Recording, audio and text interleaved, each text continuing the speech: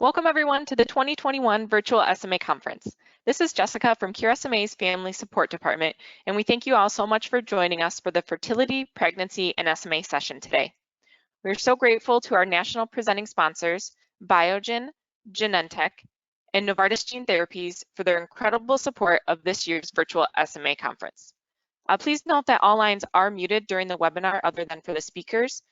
There is also a chat conversation tab that you'll find located on the right side of your screen, and you can use this to ask questions throughout the presentation. And now I'd like to introduce our speakers, Dr. Amid from the University of Rochester, Dr. Alora Gupta from the University of Rochester, and Deborah Guntram from the University of Rochester. Dr. Alora Gupta, please take it away. Hi, everyone. I just want to say a big thank you also to our conference organizers for giving us a platform to talk and be able to discuss this very important topic. Just to sort of outline how this presentation will be going. So as you know, my name is Snigdha Alora Gupta. I'm a reproductive endocrinology and infertility specialist at the University of Rochester. So what I'm going to be talking to you about is some of the aspects of fertility as they relate to SMA, as well as what your reproductive choices are and how ART or assisted reproductive technology can help you in making some of these choices. Then I'll be moving on to Dr. Ahmed's presentation, which will be about preconception and pregnancy-specific care. He's a maternal fetal medicine specialist, high-risk OB, as well as a geneticist as well. So he'll be discussing the multidisciplinary care that surrounds pregnancy, delivery, as well as postpartum, in addition to some of the anesthetic considerations for patients who are pregnant and have SMA. And finally, we'll be ending with Deborah Guntram's presentation on mobility as well as cardiopulmonary care during pregnancy. Next slide. So in terms of my part, we'll talk about fertility as well as reproductive choices. Next slide. So the big thing is that the prognosis of SMA has changed dramatically in a positive way, I think, over the last few decades. And due to advances in both nutritional as well as respiratory care, physiotherapy and therapy, which Deb will also be alluding to, there's many SMA patients that are now able to maintain independent living. So while initially this was considered a condition where you may not make it beyond the first few years of life, we've learned a lot more about it since then, and there's many that are getting to reproductive age and are interested in reproducing, and so that's where my role comes into it as well. Next slide. So when we're talking about SMA and fertility, I wanted to break it down into two different parts. There's female fertility as well as male fertility. One of the big take-home points with either of these is that there's not a lot of information that's out there. So what I'll be discussing is based on what we do know from the limited data that we do have. And so when we're focusing on SMA and female fertility, there have been studies that have been done in animals that suggest there may be a smaller ovarian weight, for example, in mice, compared to mice that don't have SMA. However, this is not thought to have any impact on fertility itself. As I had mentioned, there's not a lot of data in humans, but there have been some reviews done looking primarily at like case studies of patients that have SMA. And what they have found is that in females that have SMA, there's no known impact on either egg development or regular ovulation. In fact, many individuals with SMA will have multiple babies, and in surveys that have been done looking at those with SMA that do not have any children, those individuals do not list infertility as the reason for why they're not having children. There's also thought to be no increased risk as far as we know on miscarriage, ectopic pregnancy, which is where there's a pregnancy outside of the uterus in like fallopian tubes, ovaries or such, or stillbirth. Next slide. So what about SMA and male fertility? So when we're looking again in animal studies, which is oftentimes how the data starts, they did find that there's impaired sperm production as well as anatomy of the testicles in mice. In those that have SMA type 1 as well as type 2, cryptorchidism, where the testes are not descending, have been noted, and this can then have an impact on fertility. There's been one study that's looked at insurance claims. So essentially what they do is they take a look at thousands of patients that have had insurance claims submitted to take a look and see if they can find trends. The benefit of these types of studies is that they provide a large population to study. However, the drawback, and just something to keep in mind or take with a grain of salt, is that these studies are not conducted specifically, or these insurance claims don't exist for research, and so there's some limitations in what they can evaluate. But one such study did find that in males that were presenting with infertility, many of them were later diagnosed with having mild SMA. And so those that were presenting with testicular hypofunction or decreased function of the testicles, or with male factor infertility, were later found to actually have either type 4 SMA, where diagnosis was occurring between the ages of 21 and 65. So although in females it's not thought to have much of an impact on fertility, there's some suggestions coming out that it could potentially have an impact on male fertility. Next slide. So where do we go from here? Well, I think one of the big take-home messages is that genetic counseling is a must. Confirmation of diagnosis is very important, and it's important to meet with the genetic counselor to discuss what is known and what's not known about hereditability as it specifically applies to you, and to also confirm a partner's carrier status. And the reason for that I'll be discussing over the next few slides. Despite how important genetic counseling is, only 57% of SMA patients report that they've had genetic counseling prior to pregnancy. And I think a big theme that you'll see in all three of our presentations today is the importance of individual care, as well as advocating for yourself. You are your best you, and so it's important to know that you should advocate for genetic counseling if that is something you are interested in. There have been studies that have been done in other countries showing that when universal genetic screening is implemented, it can decrease the occurrence of SMA in infants. Next slide. So in terms of why is carrier screening important? So it's important to get a sense of how the inheritance of SMA is. So when you have affected individuals, they have both copies of the mutation in their genes, whereas when you have a carrier, then they only have one copy and they can be asymptomatic. And so if you have two parents, the mom and the dad in this situation, that are carriers of the SMA, there's a 25% chance that the child will be completely unaffected, not have the gene at all. There's a 50% chance that the child will be a carrier. And then there's a 25% chance that the child will have SMA. And so in this image that you see here, pink is being affected, whereas purple is being unaffected. Next slide. In the situation where you have one parent that's affected and the other that's not affected, not a carrier, then 100% of children will be carriers. And so you see the combination of the two, so they can all be asymptomatic, but none of them will be affected. Now, keeping this slide in mind, we can move to the next slide. So in this situation, we have, again, one parent that's affected, but in this image, the partner is a carrier. So you can see the difference in this slide compared to the slide before, whereas in the slide before, there was only 100% carrier. In this one, you'll have 50% of children will be carriers, and then 50% of children will be affected. So you can see how when you have a parent that's affected, the status of the other parent can make a difference in terms of your risk of transmitting the SMA gene on to offspring. Next slide. So if carrier screening is important, how do you do it? What is it? So it can be a relatively simple blood test, and it can detect 95% of carriers in the general population. It's less sensitive in the African American population, where it's 70%. And then our national guidelines, so ACOG stands for American Congress of Obstetrics and Gynecology. They do recommend that all pregnant women or those who are planning to get pregnant should be at least offered carrier screening. And a molecular test of the partner can be done according to the known mutation of the other partner. The reason that it's 95%, some of the reasons that it's 95% is that it depends upon detecting one type of gene. And so depending on the mutations to the gene, whether there's specific mosaicism or alterations in how the gene is affected, it may not be able to detect a mutation in all cases. So it's just something to be aware of. Next slide.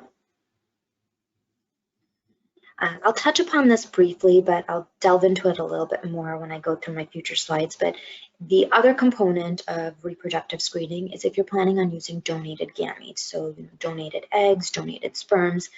Our Fertility National Society, which is ASRM, or the American Society for Reproductive Medicine, they do recommend genetic screening on all donated gametes, but the type of screening that's available may differ depending upon the gamete bank that you're using. So there's not like one universal panel that's used by all the banks, and that's just something important that you should know.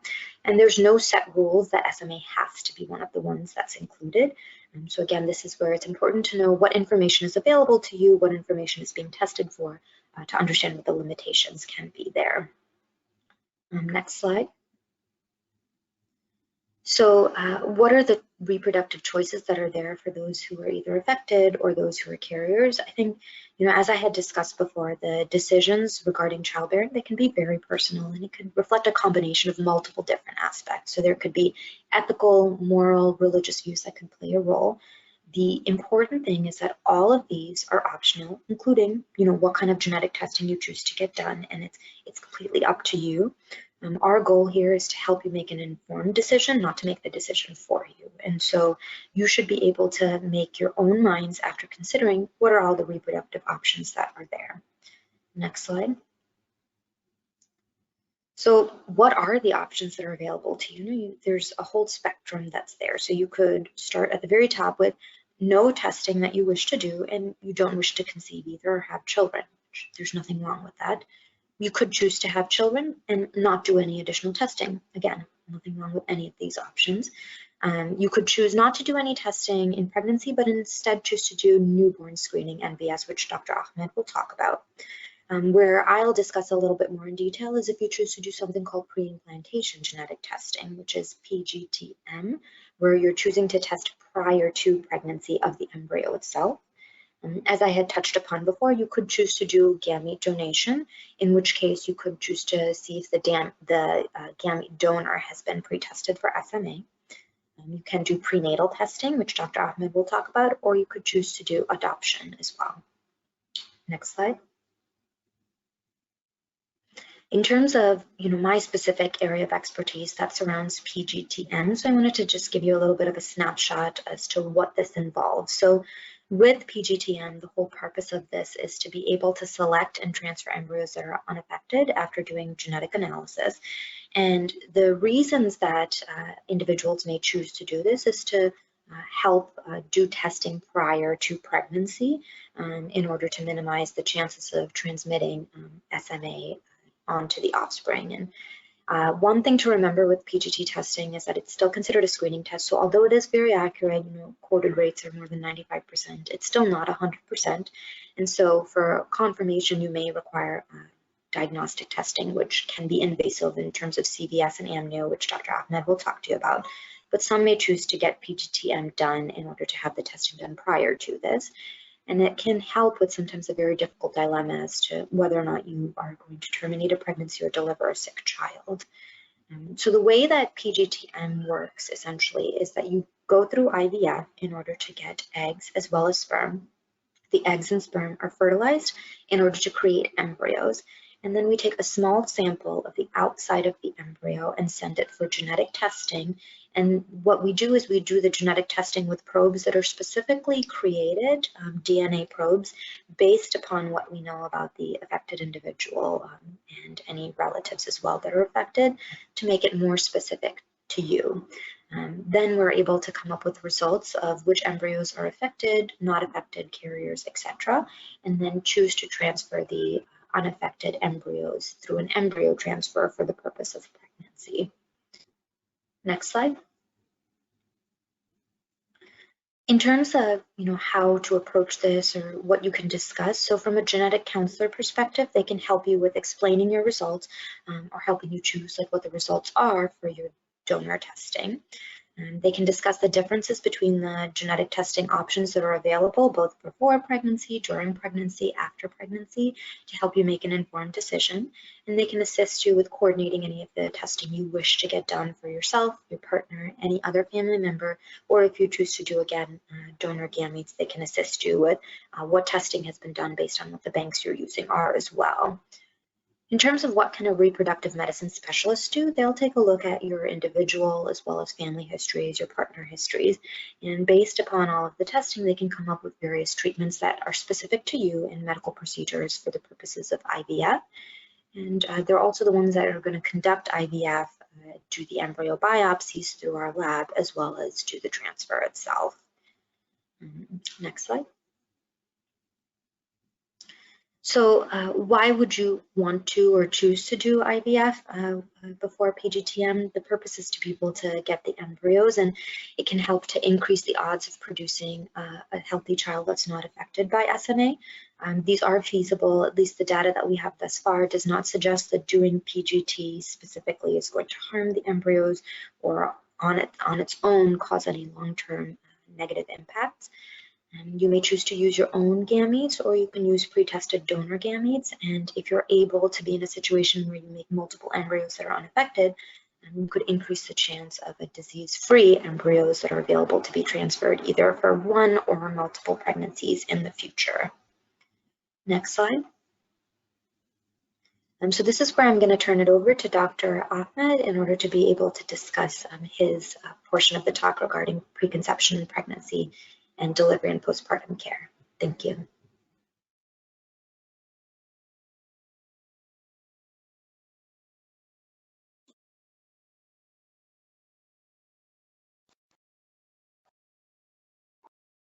Hello, everybody. My name is Ahmed, and I'm a maternal fetal medicine medical geneticist at the University of Rochester. I'm very happy and pleased to be here today. We will talk about the preconception and the pregnancy care with SMA, and what are the important points that should be taken in consideration during delivery and after delivery as well. Next slide, please.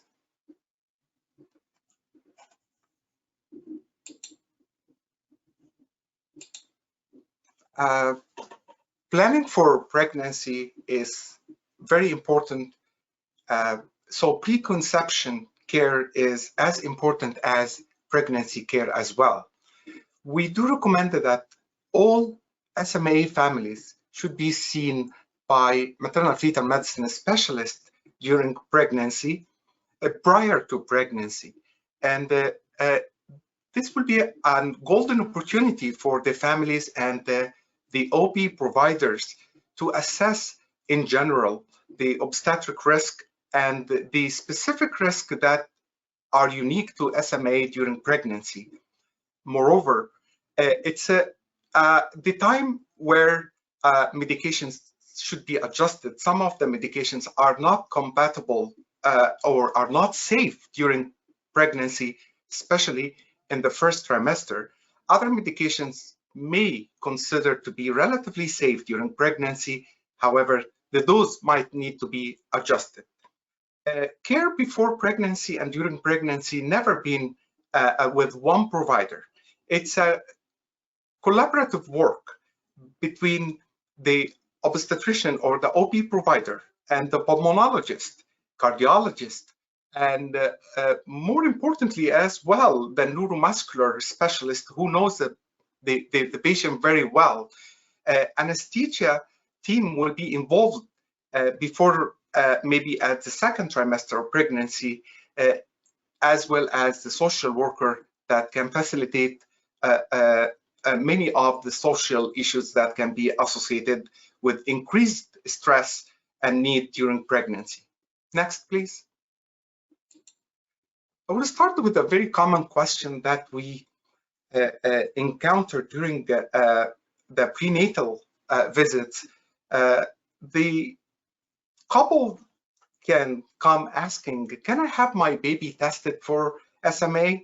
So they can gather transparent and accurate diagnostic information that can help them to make their choice regarding pregnancy. There's two methods that can help to make the molecular diagnosis of SMA during pregnancy by obtaining genetic material of the baby by taking a sample either from the placenta or from the fluid around the baby around 16 weeks. The two methods are invasive methods. However, the risk is minimal. For between 11 and 14 weeks, if the parents requested a diagnostic test for SMA for their baby, we offer what we call chorionic villus sampling. Using a tiny needle, we obtain a small amount of tissues that will not hurt the baby, and we call it placental sample. This procedure called chorionic villus sampling and carrying a risk of pregnancy loss about 0.5 to 1%.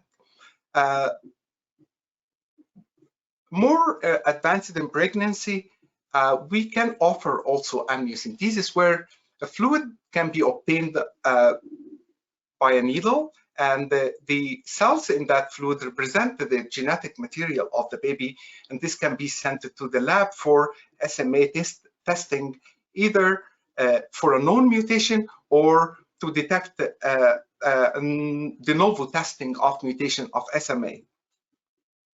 The risk of pregnancy loss for amniocentesis is about 0.1%. That's quite rare. Again, all these options, all these procedures are optional, and we offer them if the parents are interested. Next slide.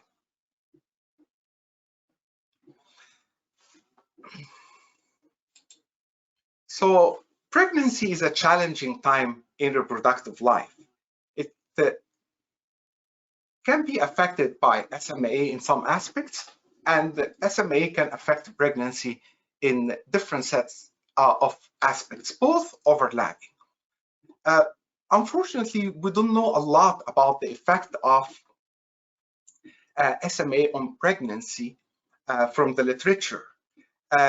What we know is that there is no increased risk for pregnancy loss, such as miscarriage or ectopic pregnancy, and preterm delivery is common in many neurodegenerative muscular disease, including SMA. Preterm delivery is a delivery before 37 weeks. Average delivery time will be around 36 weeks. It can present by contractions before that time, or by leakage of fluid, or what we call early rupture of membrane. Sometimes if the maternal condition is not optimized early or before pregnancy, worsening maternal status during pregnancy can contribute to preterm delivery. Preterm delivery can contribute also to all the problems of prematurities in the neonates and the childhood as well. SMA can affect pregnancy in different aspects by a worsening cardiac and pulmonary function that also can be reflected on the fetal outcome. With SMA, a permanent change in the function can occur and may be expected as well due to weight gain and the change in the center of gravity that can increase the risk of falls. And the risk of falls will precipitate loss of ambulation and the loss of ability to move independently depending on the baseline. Weakness is common with SMA during pregnancy. Up to 75% of women experience some kind of increased weakness during pregnancy, and 42% actually reported that the weakness remained in the postpartum period. Next, please.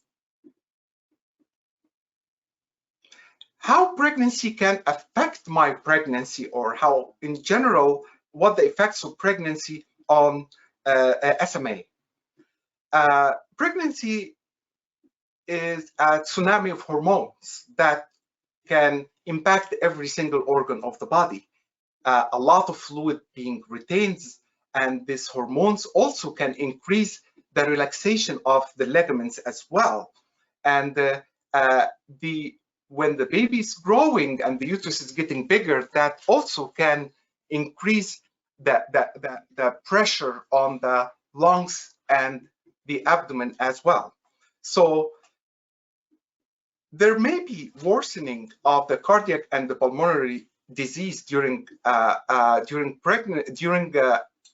pregnancy with SMA, and the function status of the lung and or the heart will worsen. There is increased risk of pneumonia and other lung diseases, likely at particularly the increased risk during COVID time and the flu season. Next, please. Are there more obstetric complications during pregnancy related to SMA? Unfortunately, as I mentioned, we have very limited data. However, it does not appear to be increased risks for gestational diabetes, high blood pressure and preeclampsia, which is high blood pressure and protein in the urine, growth restriction in the fetus due to SMA only, but growth restriction can occur during pregnancy with SMA because of the poor maternal health or cardiac disease. Pulmonary disease can predispose or considered as risk factor for growth restriction of the fetus. Polyhydramnios, if the baby is affected or if it's due diabetes, doesn't appear to be increased during pregnancy, except if the baby is affected with SMA and unable to swallow the amniotic fluid. There may be increased risk for urinary tract infection, and that's related to the immobility and the pregnancy hormones as well. There's a chronic back pain. It's a mechanical pain because of the increased weight and also because of the increased size due to the growing fetus. Definitely increase the operative delivery and the cesarean section, and I will get into that in the next few slides. Next, please. We frequently received questions regarding how might my pregnancy can be different. Yes, definitely. A pregnancy with SMA will be different in terms of the care. A pregnant woman may need more often clinical visit to monitor for the progression of signs and symptoms and to screen for anticipated complications, and also to perform more ultrasound scans for the baby's growth. And pregnant women with SMA may need once or twice weekly, starting from the second and late second, third trimester, to monitor the baby. And this is not an option for all patients. The management would be tailored for depending on the functional disability and the degree of pulmonary and the cardiac disease. And eventually there will be extra visits with the neuromuscular team with support from the physical therapist as well to monitor the mobility status. And during pregnancy, even before pregnancy, we initiate, as MFM team, we initiate a multidisciplinary pregnancy and delivery planning with different subspecialties involved in the care of the pregnant woman with SMA. And of course, there will be plan for baby coming home with certain precautions. Next. Particularly in the first trimester, we review the medications, we optimize them, we eliminate the medication that could cause fetal structural defects. we review together the functional status, particularly the cardiac and the lung status, and we discuss the risks that could be increased during pregnancy. With the help with the neuromuscular team, we evaluate the scoliosis status that can also have effect on the shape of the pelvis that can determine the type of delivery and the type of anesthesia as well. Because of the immobility that increased during pregnancy, in addition to the hormones of pregnancy, there is a risk of clotting during pregnancy. We assess the risk of clotting during pregnancy case per case, and we offer a blood thinner according to the need for that. We prefer to review the dietary intake and discuss the importance of nutrition with a nutritionist as well. And we set a goal for weight gain during pregnancy, particularly with immobility as well. Next, please. Later on in pregnancy, in the second and third trimester, with the increased stress of the fluid retention and the mechanical pressure on the lung and heart, we monitor the maternal cardiac and the pulmonary function in collaboration with the pulmonologist. We encourage and we discuss the frequent visits with the physical therapist, and we monitor the mobility status and discuss that as well with the neuromuscular team to avoid increased risk of what we call it deep vein thrombosis or clotting in the leg, and that can travel to the lung. Next, please.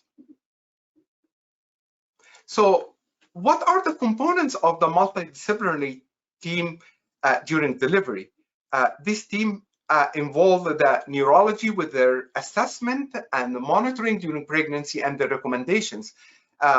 You can continue your prenatal care with your OB provider, and the MFM team can co-manage with the OB provider. Anesthesia team will be involved in the middle of pregnancy to tailor a plan for pain control during labor and assess the anesthesia risk, especially in the setting of cardiac and pulmonary disease. Nursing staff will be involved. Lactation team is quite important to facilitate the special and the specific needs of lactation after birth. Neonatology team will be involved if preterm labor is anticipated. They come bedside, talk to the mother about what they expect. And finally, the physical therapy team will help, especially if there is a plan for vaginal birth, and we would like to particular emphasis on strengthening some pelvic floor muscles. Next, please. During labor, or we plan delivery ahead, late in the third trimester, and as I said, that will involve a discussion about where delivery should be. Ideally, it should be in a tertiary center with ICU sitting both for the mom and the baby. Pediatric team also will be involved, as I mentioned. The anesthesia team will be involved early. During labor, pain can cause increase the heart rate, which is we call it tachycardia, and the tachycardia can increase the load, the stress on the heart and the lung.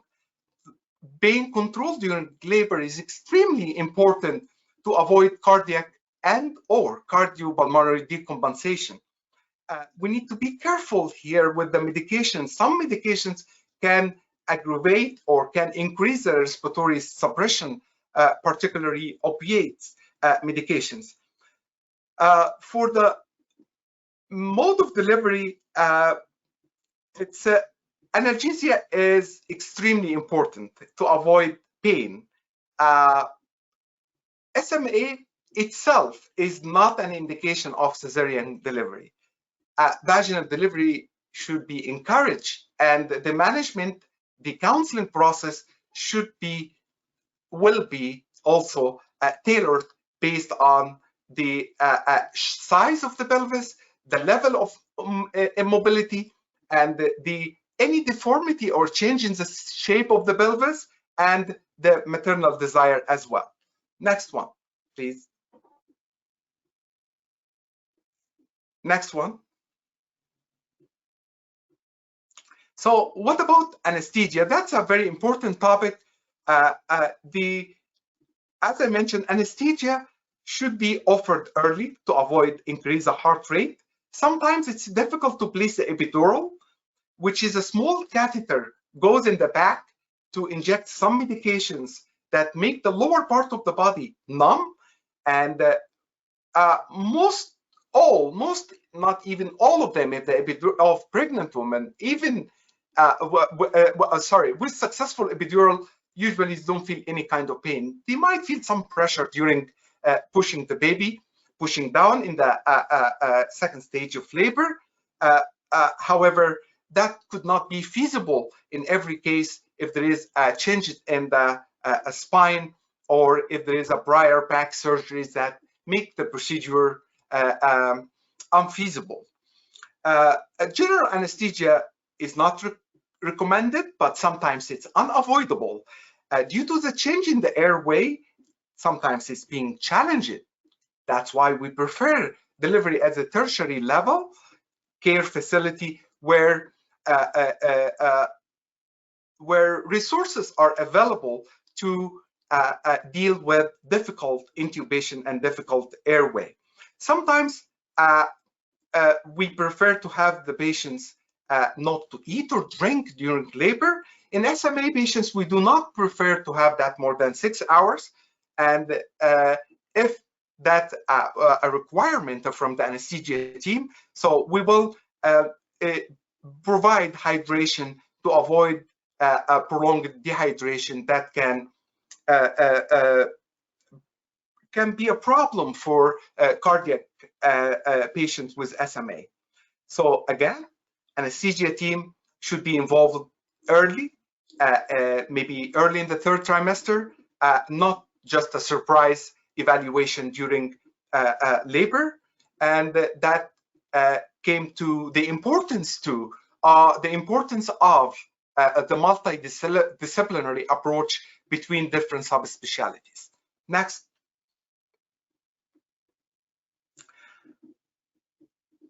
So to summarize, what can I expect during labor as with SMA? There is an increased risk for operative delivery, either cesarean sections, forceps delivery, that metal instrument help to pull the baby out of the birth canal, or a vacuum, which is a small cup using the suction power to also help the mom to push the baby out of the birth canal. ICU admission is not required for every patient, but sometimes it's required for observation.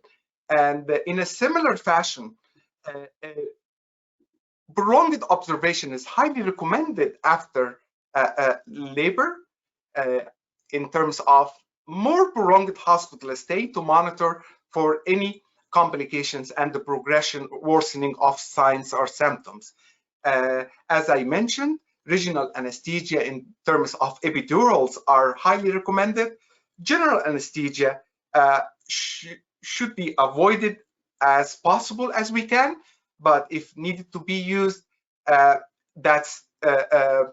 will be unavoidable and require certain sets of skills and the resources. That's why delivery is recommended at a tertiary level care facility. Next, please. After birth, we also continue to encourage longer inpatient stay to monitor for complications. We strongly encourage physical therapy and occupational therapy as well, lactation consult to help to assess the need for any additional assistive devices and adaptive equipment for the infant care. Because pregnancy is a stressful situation in general, and particularly in SMA, there is a higher chance of postpartum depression. The prolonged hospital stay will allow the OB/GYN team to screen and monitor for postpartum depression, and they can provide resources for helping and treatment of postpartum depression. Next, please. I think this is my last slide. Contraception. Contraception also is a part of the preconception counseling. It's extremely important to avoid unplanned pregnancy. Give your body time to heal and to recover, and then sit with your doctor, the OB/GYN doctor, and discuss the options of the contraception. There are many methods of contraception. One of them, the pills. These pills are different if you will elect to breastfeed or not, and most of them work by suppression of the menstruation or suppression of the period, and that they can really be helpful with different aspects with menstruation, like hygiene, anemia, and nutrition as well. There are some sort of injection called Depo-Provera. It's very common contraceptive injection administered every 3 months. It's a prolonged use of Depo-Provera can increase the risk of bone loss, or what we call it osteoporosis. And it's not highly recommended because immobility itself can increase the bone loss and osteoporosis. So there are some other alternatives, such as continuous oral contraceptive pills, vaginal ring, the patch, and this can increase the bone density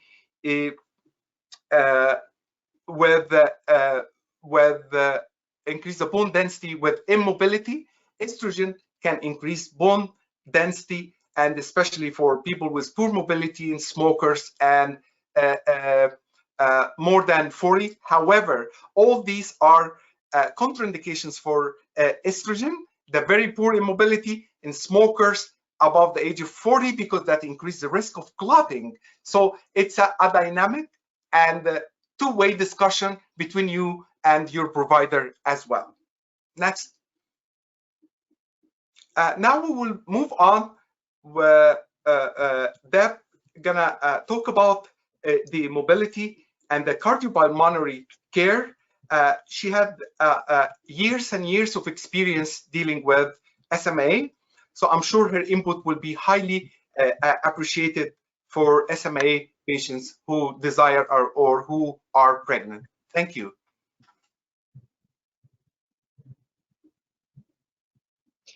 I want to thank Cure SMA and the sponsors for having me talk today. It certainly is an honor and a privilege.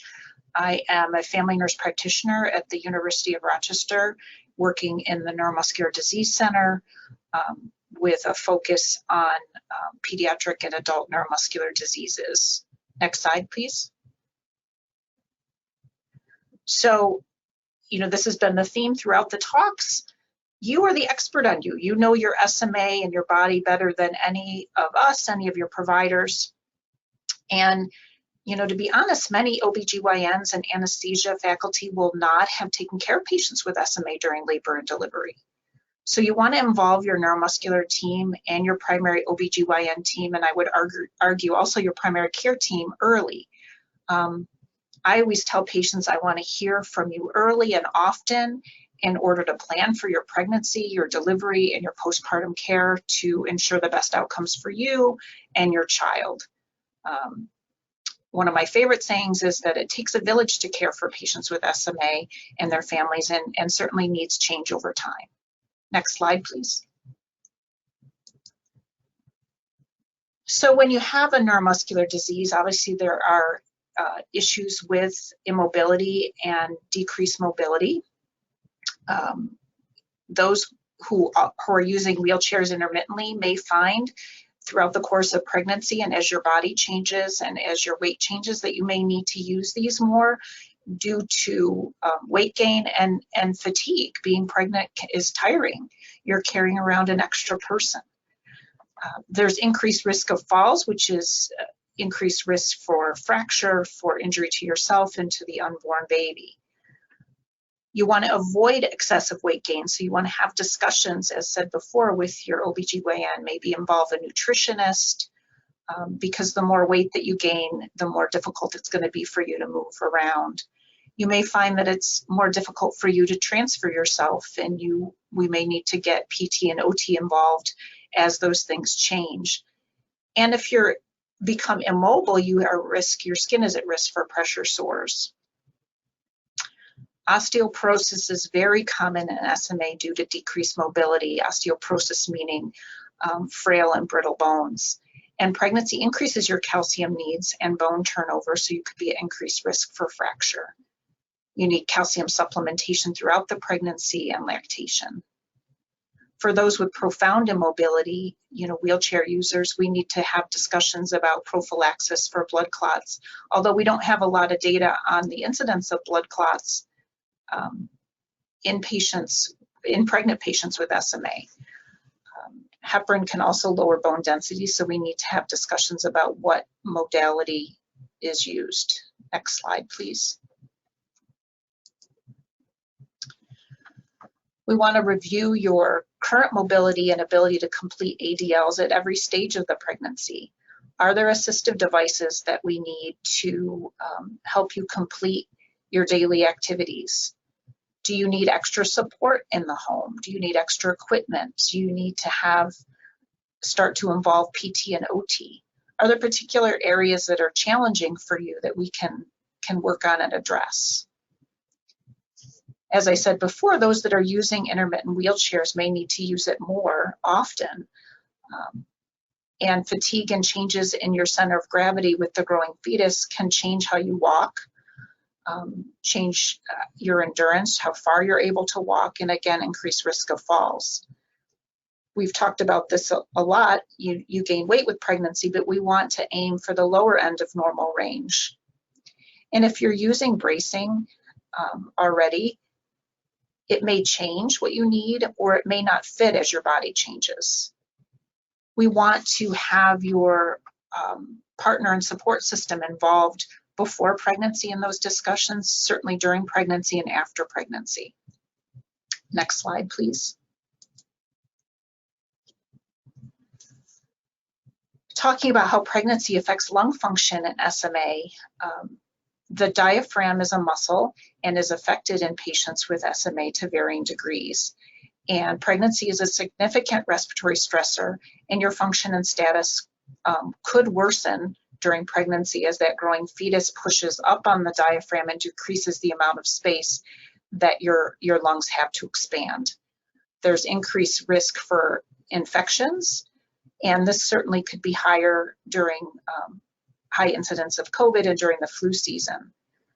The amount of lung capacity that you have is reduced by pregnancy, but it's also can be reduced in SMA itself depending on if you're a wheelchair user and if you have severe scoliosis.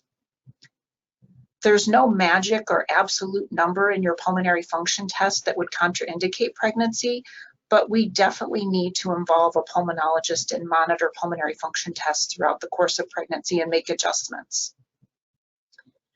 Poor baseline pulmonary function and restrictive lung disease increases the risk of preterm delivery and fetal death, and also places a risk on you as the mother. Next slide, please.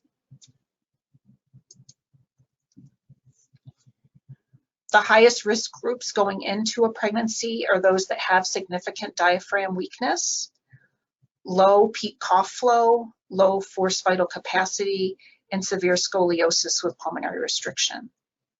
There's increased risk for weakness within the thoracic wall and fatigue just due to the growing needs and stresses that pregnancy places on you.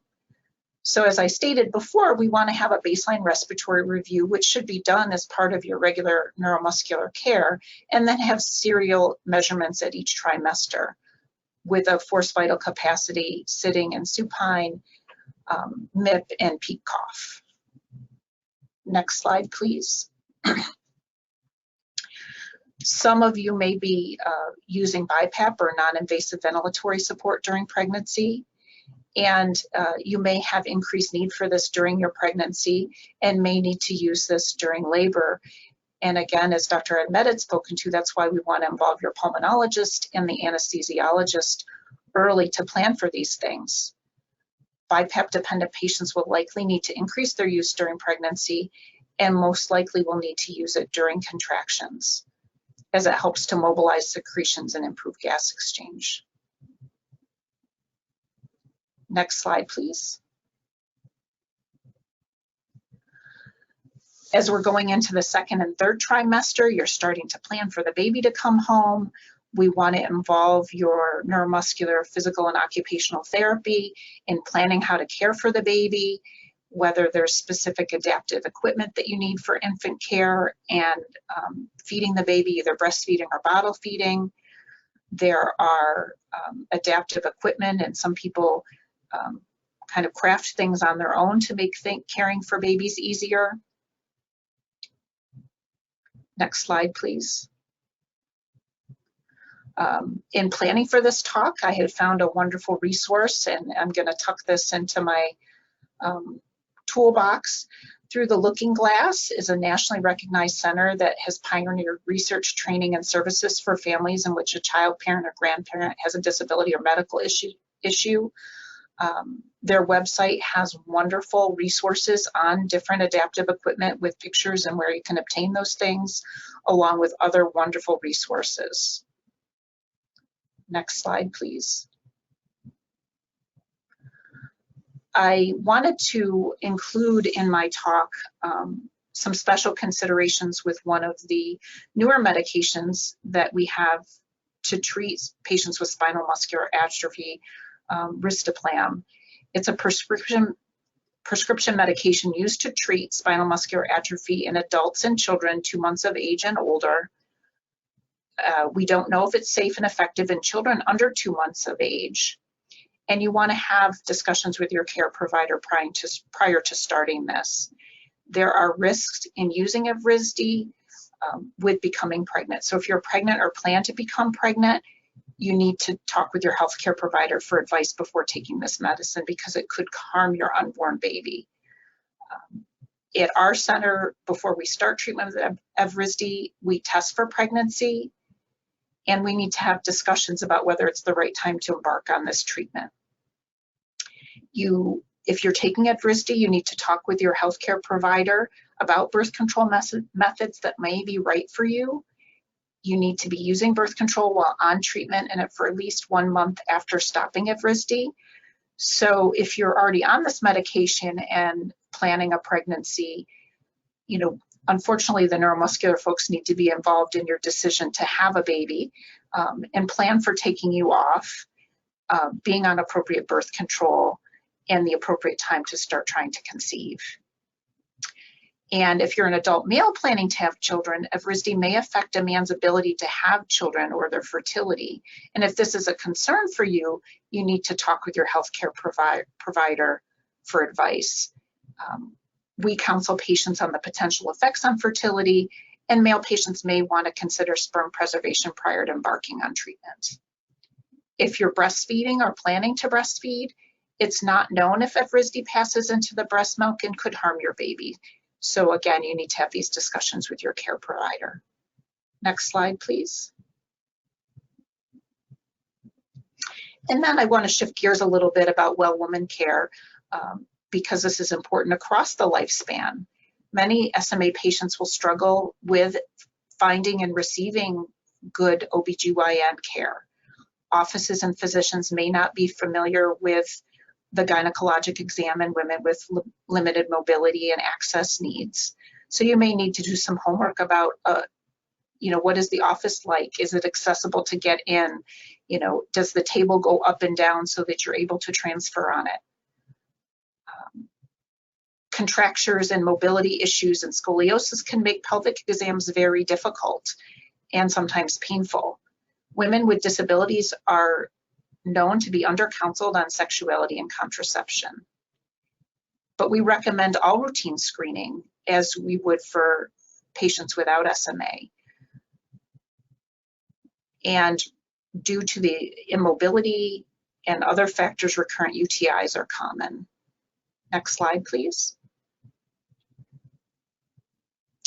Some tips that can make your pelvic exam better is asking for the first morning appointment so that you're not having to wait, or the first appointment after lunch.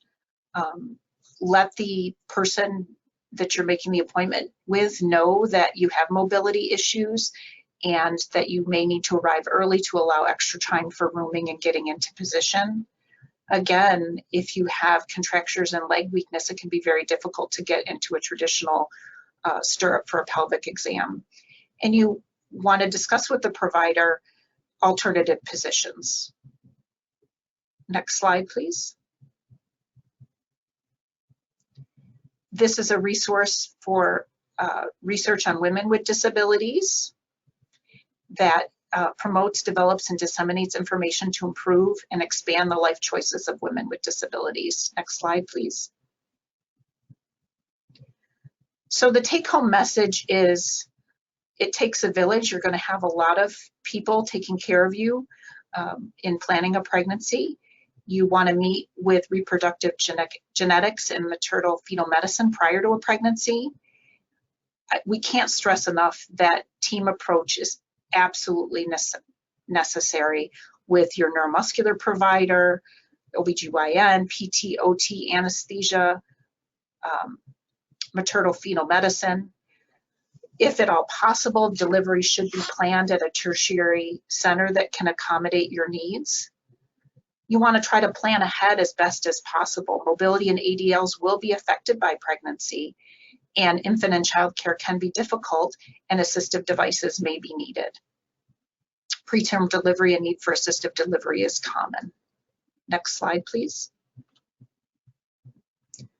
And this comes to the conclusion of our talk. I want to thank everyone at Cure SMA, my co-presenters, and the sponsors. Next Great. slide. Thank you so much, Deborah. Thank you, Deborah, Dr. Amid, and Dr. Alur Gupta for this incredibly insightful and very informative presentation. We really appreciate you all being here with us today with the community and sharing. So thank you again. And we appreciate everyone who joined in for today's session.